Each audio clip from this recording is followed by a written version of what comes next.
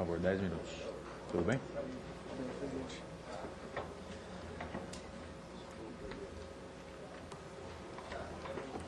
Bem, inicialmente eu gostaria de agradecer, fazer os agradecimentos aqui formais ao presidente da Casa e todos os deputados presentes e demais presentes aqui nessa comissão. Eu sou uma pessoa simples, então não vou usar muita formalidade, não. Eu sou um motorista de ônibus rodoviário, inclusive vim já com o uniforme da empresa que, infelizmente, hoje eu estou afastado. Até falei com o doutor que é de interesse dele, porque eu estou afastado para tratamento de distúrbio do sono. Até porque foi uma obrigatoriedade que a minha esposa condicionou o dia que eu acordei em casa, dormindo no final de semana, assustando ela como se eu tivesse dormido na direção de um ônibus. Então, mas isso não é uma coisa assim muito comum, muito incomum, não, porque alguns anos atrás, graças a Deus, eu cheguei a jogar um Fusca para fora da estrada com ônibus a 110 km por hora, depois de ter rodado mais de 120 quilômetros dormindo. E ainda bem que eu joguei esse Fusca para fora e não teve vítimas, porque 5 quilômetros para frente era o trevo de Aragaça, e se eu não tivesse acordado eu tinha passado direto, podia ter morrido e matado mais pelo menos uns 15 passageiros. Essa é a realidade do transporte de passageiros, que até então parecia estar um pouco oculta, nessa comissão, porque, pelo que eu venho acompanhando, só tem tratado do transporte de cargas, e a lei não é só para motorista de caminhão. Bem, até o dia 31 de março de 2012, os motoristas que exerciam atividade remunerada, empregados no transporte rodoviário de passageiros e cargas, não podiam ser chamados de profissionais por sua atividade laboral ser considerada função e não uma profissão. A sanção da Lei 2.619 concedeu por mérito o direito de sermos chamados profissionais.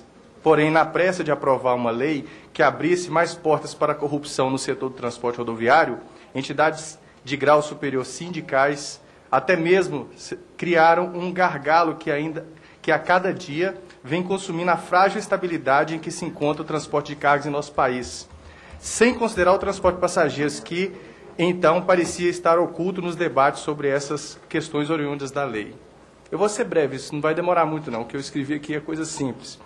Me surpreende muito a criação de uma lei reconhecendo determinada profissão que tenta regulamentar essa atividade sem antes atentar para uma criação de um Conselho Federal que determine como esses serviços serão prestados e possa fiscalizar o seu exercício. Ora, senhores, está mais que transparente que a Lei 2.619 foi criada pura e simplesmente para gerar conflitos ainda maiores entre a classe econômica e a classe trabalhadora, visto que, primeiro, 90% dos motoristas empregados no transporte rodoviário de cargas e passageiros não chegaram a concluir nem mesmo o ensino fundamental, até porque a exigência da escolaridade cobrada pelas empresas é da 4ª série primária. Portanto, dificilmente o motorista vai saber como entender a funcionalidade da lei, mesmo que, em muitos casos, possa ser atribuído a esse profissional um conhecimento popular ou conhecimento de vida que muitos de nós jamais conseguiriam adquirir. Segundo, as exigências da atual lei são impossíveis de serem cumpridas, visto que a própria malha viária brasileira não oferece condições de segurança e saúde para que o motorista de caminhão possa oferecer sem acarretar grandes prejuízos de ordem econômica e operacional, como já foi apresentado nessa comissão. Terceiro, muito se falou até agora sobre o transporte de cargas e nada foi dito ao transporte de passageiros, quanto ao transporte de passageiros, que vive em iminente colapso por consequência da instabilidade dos empresários, que há mais de 5 anos explora de forma irregular o transporte interestadual de passageiros sem a devida licitação. Chamo de colapso o elevado e crescente, isso é muito importante todos atentarem, porque é a realidade do transporte de passageiros hoje aqui no Brasil. E eu digo no Brasil. Chamo de colapso o elevado e crescente déficit de profissionais que em todo o país migram para outras profissões graças à opressão gerada pelas convenções trabalhistas de sindicatos, que hoje nem podem ser chamados de subservientes aos interesses patronais, pois até mesmo os patrões são oprimidos por eles, perdendo completamente a função pelo qual foram criados e, por ironia do destino, hoje são chamados de terceiro setor. Muito mais grave do que exercer a jornada de trabalho de um caminhoneiro é exceder a jornada de trabalho de um caminhoneiro, é exceder a jornada de trabalho de um motorista de ônibus, que tem sobre sua responsabilidade transportar uma carga de valor inexpressível, ou seja, em média 35 a 42 vidas humanas, que poderiam ser seus pais, filhos ou amigos mais próximos. Não que seja admissível exceder a jornada de um caminhoneiro, mas se um caminhoneiro fica cansado, ele tem a opção de escolher em seguir cansado ou parar e tirar um cochilo de pelo menos 2 ou 3 horas. Diferente de um motorista de ônibus, que é obrigado a cumprir horário e excede arriscadamente seus limites de resistência, colocando em risco iminente a vida dos usuários do sistema e também dos usuários das vias rodoviárias.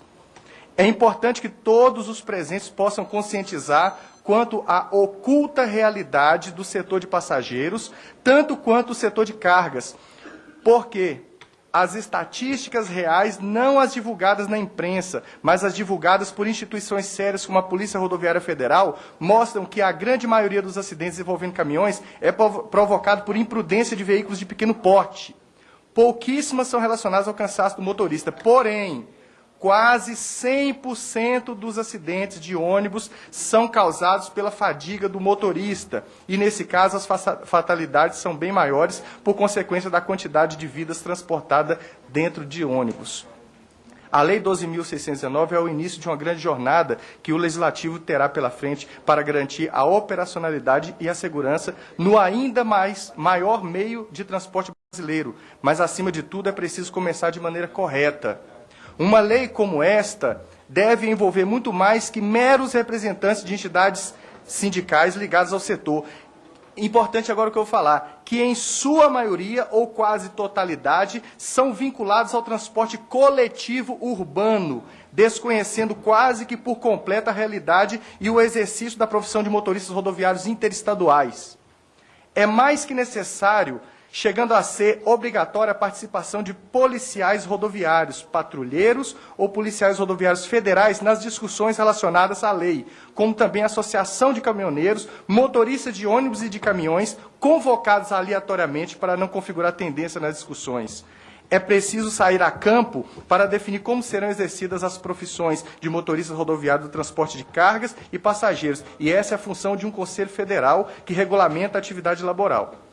Como motorista de ônibus, motorista de ônibus interestadual, tive a oportunidade de viajar quase todo o país, com o benefício de não ter absolutamente nenhum custo. Eu só quero deixar, assim, explicar sobre isso, porque motorista de ônibus não paga para viajar e nem paga para comer na estrada. Então, saindo daqui, eu posso viajar para qualquer destino no Brasil sem gastar um centavo, com o uniforme do jeito que eu estou e com o meu crachá.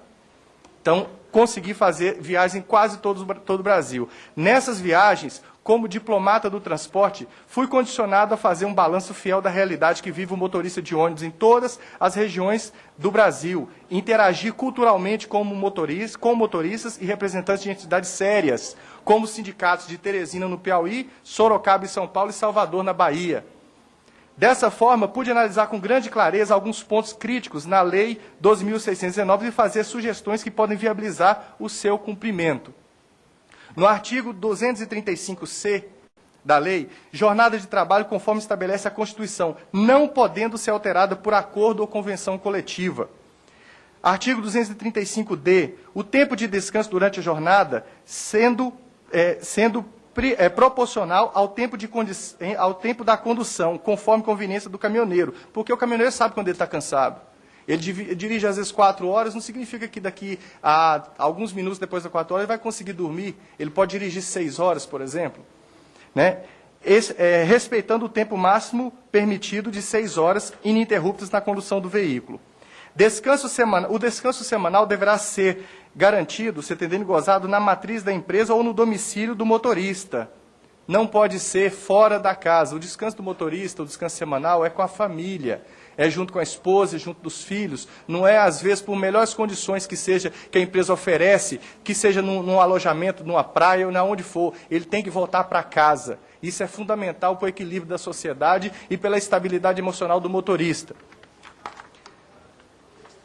Acima de tudo, o artigo 235H, isso aqui é o que é o mais importante. excluir definitivamente esse artigo. O artigo diz o seguinte: outras condições específicas de trabalho do motorista profissional, desde que não sejam prejudiciais à saúde. Isso aqui, quem é que vai avaliar se é prejudicial ou não? E a segurança do trabalhador? Da mesma forma, quem vai avaliar é o sindicato? Bom, incluindo jornadas especiais, significa, pelo menos a meu entender, que nada que for colocado na lei, antes desse artigo, vai valer.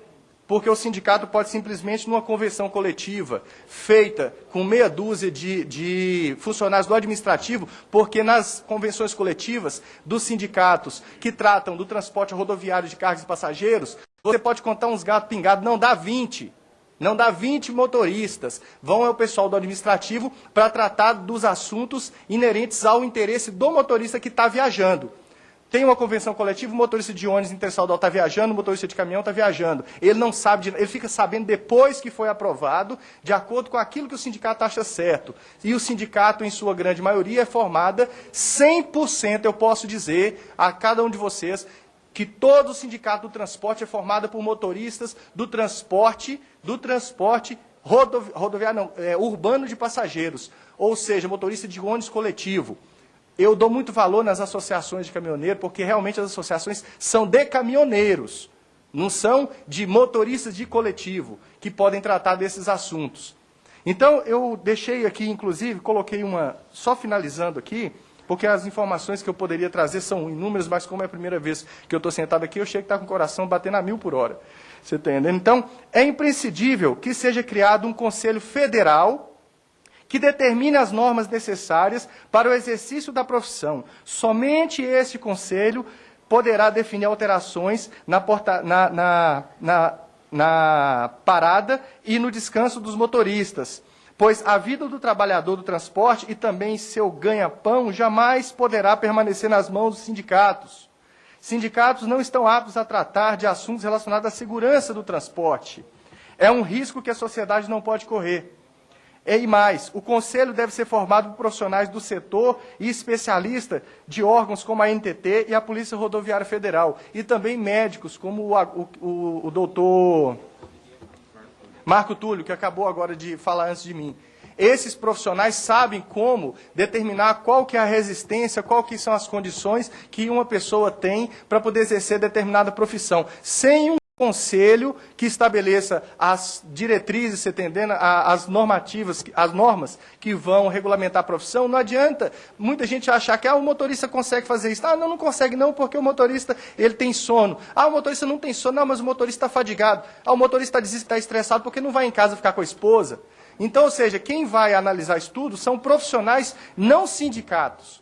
Porque a partir do momento que uma lei como essa é criada baseada somente em estatística, sem saber o que realmente o profissional está passando na estrada, um caso muito sério. Eu hoje estou afastado para tratamento de distúrbio do sono, porque eu não consigo mais dormir à noite. Eu durmo à noite e eu acordo assustado, achando que eu estou dirigindo ônibus e dormindo na direção. Como eu, vários e vários motoristas até não chegam a reclamar no departamento médico, porque são sumariamente demitidos. Eles não têm nem oportunidade de fazer um tratamento. Hoje, só no estado de Goiás, existe um déficit de mais de 250 motoristas para atender a demanda dos horários normais do transporte interestadual de passageiro. A dobra na escala de trabalho hoje é uma das práticas mais comuns e, na minha opinião, o encarregado de tráfego deveria ser condenado por homicídio doloso quando acontece um acidente de ônibus, porque o encarregado de tráfego sabe que o motorista está cansado, ele sabe que o motorista chegou e não teve tempo de descansar e põe ele para voltar na escala de novo. Como várias vezes eu já cheguei a fazer de forma irresponsável, chegando de Porto Velho para Goiânia de manhã cedo e voltando, você tendo para Porto Velho à noite. Minha esposa, inclusive, ia levar para mim várias vezes a minha roupa. Eu não ia nem em casa, ela levava a roupa para mim no meio na Praça do Violeiro, perto de onde eu moro, porque era a rota do ônibus onde eu passava, só pegava meu uniforme e a roupa que eu ia usar. E isso é muito comum e está acontecendo no Brasil inteiro. No país inteiro, motorista de ônibus hoje é um risco iminente de acidente. Motorista de ônibus rodoviário transporta vidas. Pode transportar qualquer um de vocês aqui. Tem muito empresário que tem medo de viajar de avião e viaja de ônibus. Tem muita pessoa humilde, ou às vezes pode ser um pai, a mãe ou um filho de algum de vocês, Então, deve ter uma atenção especial no transporte de cargas. Eu não estou fazendo aqui, como se diz, aquele drama, não. Isso é a realidade hoje. Um motorista de ônibus, quase 100% das vezes que tem um acidente é por fadiga. E, como eu falei, o motorista de ônibus ele não pode parar num posto de gasolina ou na PRF e dormir um pouco. Por quê? Porque está cheio de passageiro que tem horário marcado para chegar no seu destino. E como não está acontecendo de terem profissionais para atender a demanda, a cada dia vai aumentando o número de acidentes envolvendo ônibus rodoviário. A cada dia vai aumentando. E um detalhe interessante, eu protocolei na Casa Civil, no ano de 2010, um documento, na verdade eu chamo de dossiê, né? Um dossiê mais ou menos feito por mim, nessas viagens minhas, para mostrar o que é a realidade do transporte de passageiros e o que vai acontecer daqui a alguns anos. E já começou a acontecer. Justamente por causa da falta de profissionais no setor. Senhor presidente, eu posso até finalizar agora, mas eu gostaria só de frisar novamente, essa lei não pode ficar a cargo da responsabilidade de avaliação por entidades sindicais. Depender de entidades de grau superior para falar o que é certo, o que é errado, tem que trazer motoristas para cá, tem que trazer pessoas ligadas que trabalham, pessoas que estão de trás do volante. Eu falei agora o que é a realidade minha de motorista de ônibus. Tem aqui o senhor aqui que é motorista de caminhão, ele sabe o que é dirigir um caminhão e vários outros. Então essas pessoas sabem como que é a forma de trabalhar, o exercício da profissão há dezenas de anos que vem acontecendo. Então a gente sabe como chegar. Eu agradeço muito a oportunidade, eu sei que foi muito difícil eu vir falar aqui, até que teve documentos até para evitar que eu venha falar, você está entendendo, de uma central sindical, mas eu gostaria de deixar claro que é importante termos o profissional do setor falando sobre a lei.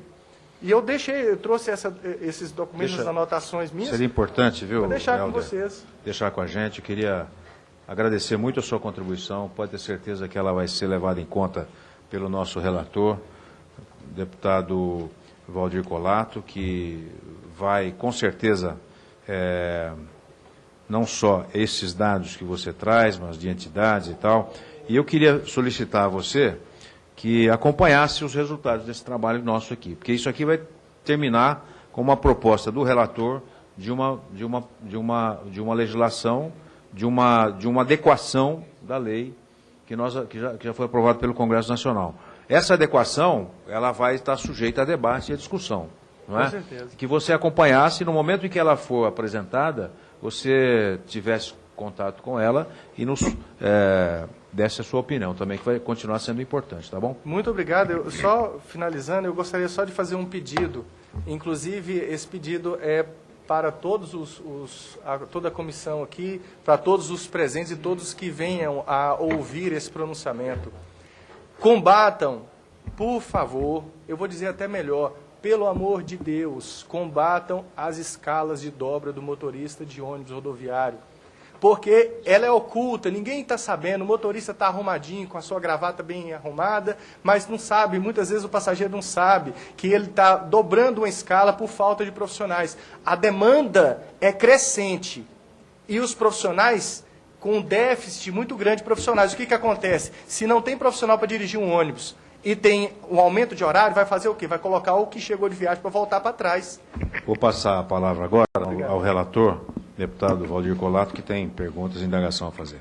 Rapidamente, presidente, eu queria só colocar da surpresa até do depoimento do Helder, né, porque a gente tem uma ideia de que o transporte de passageiros é uma coisa mais organizada, né, porque você tem uma viagem para fazer, tem lugar, hora de sair, hora de chegar, e dentro do nosso entendimento, você tem um plano de viagem, como tem o piloto de avião, né? Ele tem um plano de voo.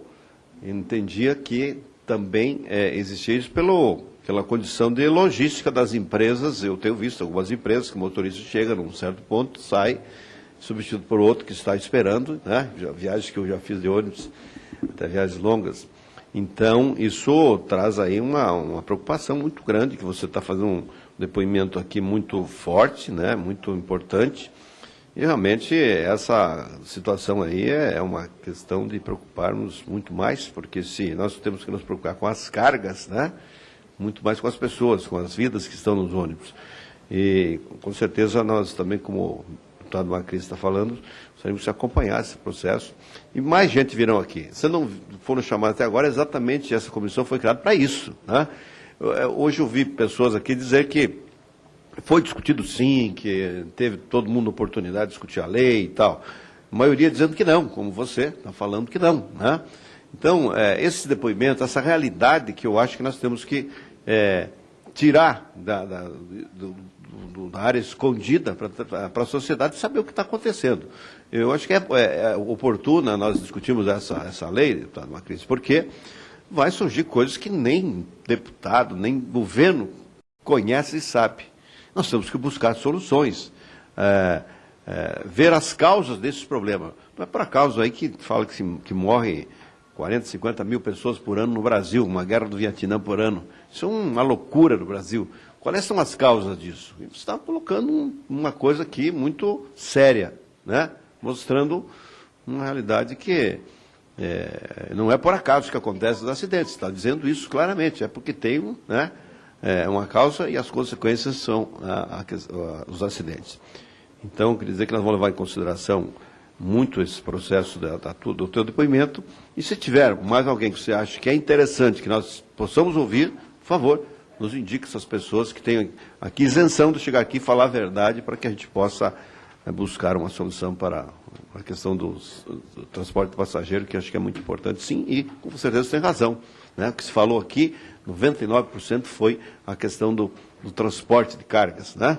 E o passageiro ficou bem escondido. Por isso nós estamos chamando esse setor, que realmente é importante nós termos esse conhecimento, e esse teu depoimento já mostra que nós estamos no caminho certo, que precisamos trazer esses depoimentos, como Vossa Senhoria trouxe aqui. Muito bem, eu gostaria de passar a palavra a você para as considerações finais.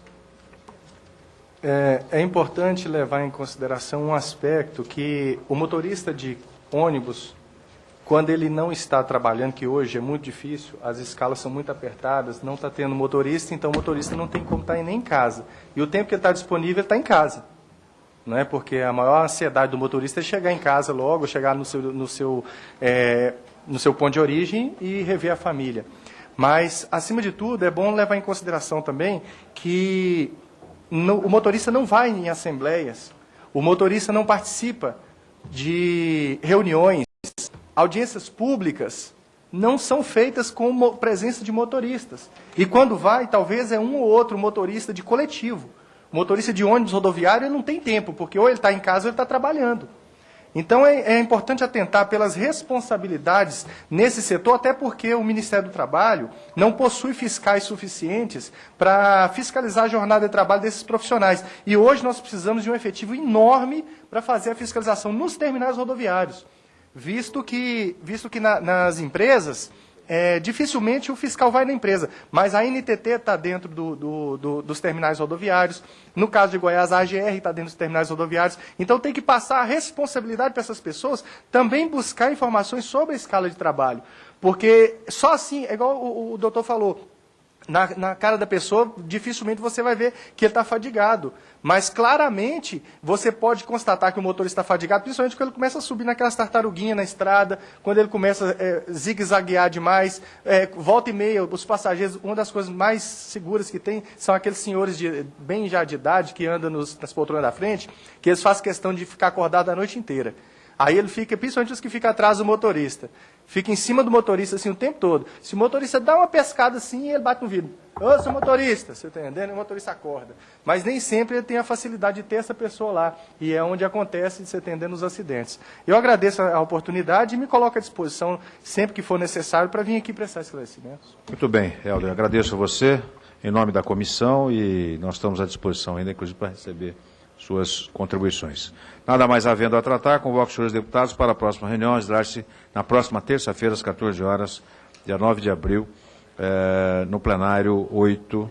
Muito provavelmente, se houver mudança, a presidência comunica aos senhores parlamentares. Está encerrada a presente reunião. Muito obrigado a todos.